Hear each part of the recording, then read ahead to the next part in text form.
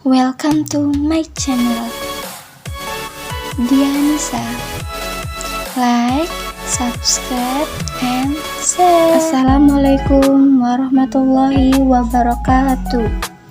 Perkenalkan, nama saya Dianisa Hari dari Prodi PBSI, yaitu Pendidikan Bahasa dan Sastra Indonesia. NPM 2188201008.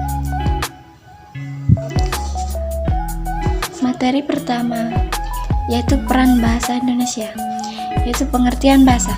Bahasa adalah suatu sistem yang dihasilkan oleh alat ucap manusia dan dipakai masyarakat untuk berkomunikasi, kerjasama, dan identifikasinya, yaitu fungsi dan peranan bahasa Indonesia dalam pergaulan. Yaitu yang pertama, sebagai alat untuk berkomunikasi. Yang kedua, sebagai alat untuk mengekspresikan diri. Yang ketiga, sebagai alat untuk mengadakan integrasi dan beradaptasi sosial dalam lingkungan. Yang keempat, yaitu sebagai pemersatu bangsa. Bahasa Indonesia terdapat pada pasal 36. Yang pertama, yaitu sebagai alat untuk berpikir. Yang kedua, bahasa juga mampu mempengaruhi tingkah laku bahasa Indonesia sebagai penutur, karena sejatinya bahasa memang mampu mempengaruhi sifat seseorang, yaitu semakin tinggi kemampuan berbahasa seseorang, maka semakin tinggi pula kemampuan berpikirnya. Yang selanjutnya yaitu kata diksi dan unsur serapan. Pengertian kata. Kata adalah unit bahasa yang mengandung arti dan terdiri dari satu atau lebih morfem. Kata terdiri dari beberapa huruf dalam sebuah bahasa tertentu. Secara bahasa, kata berasal dari bahasa Sanskerta, yaitu katha, yang artinya konversi, bahasa, cerita, atau dongeng. Kata yang dapat didefinisikan sebagai elemen terkecil dalam sebuah bahasa yang dapat diucapkan atau dituliskan dan merupakan sebuah realisasi dari kesatuan perasaan atau pikiran yang digunakan dalam berbahasa. Kumpulan dari beberapa kata dapat membentuk prosa, klausa, dan kalimat. Fungsi kata berfungsi sebagai penyusun kalimat. Setiap kata mempunyai makna yang berbeda-beda, maka dari tata tersebut juga bisa berubah sesuai dengan penggunaannya dalam sebuah kalimat. Untuk membuat kalimat yang efektif, maka dibutuhkan beberapa jenis sebagai penyusunnya. Jenis-jenis kata berdasarkan kategori. Yang pertama yaitu kata kerja atau verba. Yang kedua, kata benda atau nomina. Yang ketiga, kata sifat atau adjektiva. Yang keempat yaitu kata keterangan atau adverbial. Yang kelima, kata ganti atau pronomina. Yang keenam, kata bilangan atau numeralia. Yang ketujuh, kata penghubung atau konjungsi. Yang kedelapan, kata sandang atau partikel atau kata sapaan. Paragraf. Paragraf adalah seperangkat atau sekelompok kalimat yang tersusun dari satu kalimat pokok dan beberapa kalimat penjelas. Yang dimaksud kalimat pokok adalah suatu kalimat yang berisikan masalah atau kesimpulan dari paragraf itu sendiri. Dan kalimat penjelas merupakan suatu kalimat yang berisikan penjelasan masalah yang terdapat di kalimat pokok. Atau di definisi paragraf adalah bagian yang berasal dari suatu karangan yang terdiri dari sejumlah kalimat yang isinya mengungkapkan satuan informasi atau kalimat dengan pikiran utama sebagai pengendaliannya dan juga pikiran penjelasan sebagai pendukungnya. Selanjutnya yaitu ada jenis-jenis paragraf. Yang pertama yaitu paragraf narasi. Paragraf narasi adalah suatu jenis paragraf yang menceritakan suatu kejadian atau suatu peristiwa berdasarkan urutan waktu.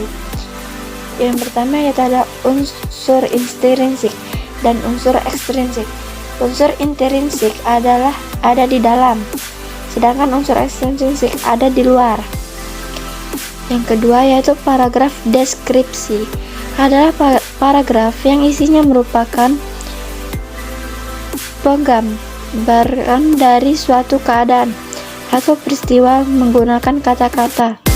sehingga pembacanya seolah-olah ikut merasakan, melihat, dan juga mengalami langsung kejadian atau keadaan tersebut.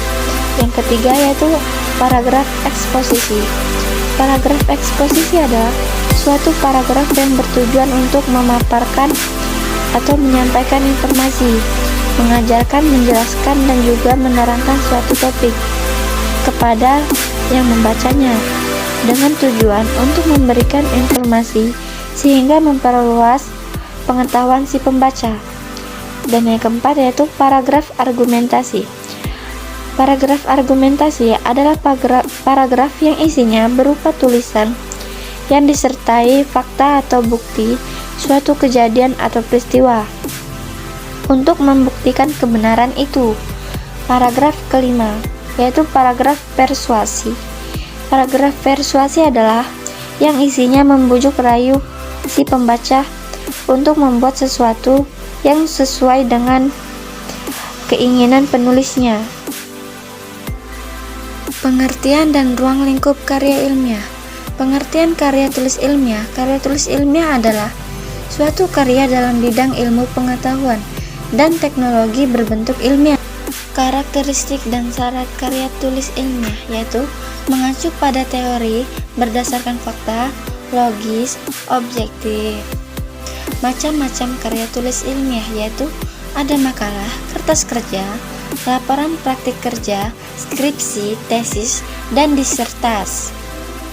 Selanjutnya yaitu pengutipan dan daftar pustaka. Pengertian kutipan. Kutipan adalah proses peminjaman kalimat atau pendapat seseorang pengarang atau ucapan seseorang yang ahli dalam bidang yang sedang ditulis. Tindakan pengutipan dalam penulisan karya ilmiah dibenarkan di mana tindakan ini memberikan kejelasan tentang topik yang sedang dikerjakan serta memberikan penanda penulis menguasai informasi yang sudah ada. Kutipan langsung. Kutipan langsung yaitu penulis menulis apa adanya teks yang dikutip dan penulis tidak mengubah kata-kata atau ejaan yang digunakan dalam teks yang dikutip. Tata cara penulis kutipan langsung kurang dari 4 baris. Yang pertama yaitu diintegrasikan atau disatukan dengan teks penulis. 2. Jarak antar baris spasi ganda 2 spasi. Yang ketiga yaitu kutipan diapit dengan tanda seri.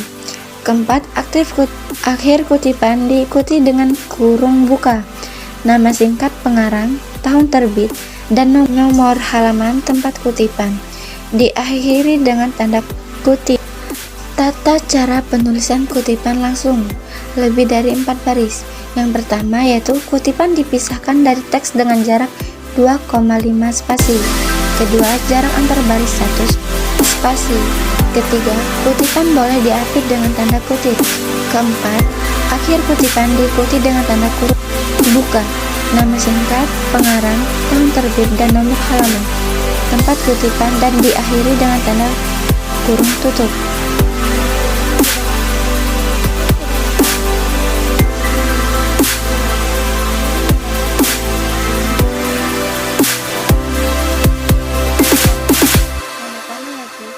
Gagasan yang dikutip diintegrasikan dengan teks. 2. Jarak antar baris 2 spasi. 3. Tanpa menggunakan tanda kutip. Keempat, diakhiri dengan tanda kurung buka, nama singkat, tahun terbit, dan nomor halaman. Diakhiri dengan tanda kurung tutup. Daftar pustaka. Daftar pustaka memuat sejumlah pustaka atau sumber lain yang digunakan penulis untuk mendukung pendapatnya, membedakan pendapat dengan ahli lain, atau hanya sekedar memberikan informasi bahwa ahli lain memiliki pendapat yang tidak sejalan dengan pendapatnya.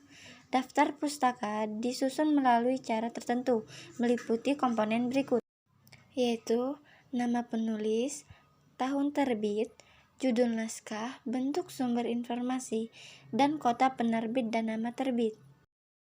Mungkin itu saja yang dapat saya sampaikan dalam materi ini. Bila ada kesalahan dalam pengucapan, saya mohon maaf. Saya akhiri. Assalamualaikum warahmatullahi wabarakatuh.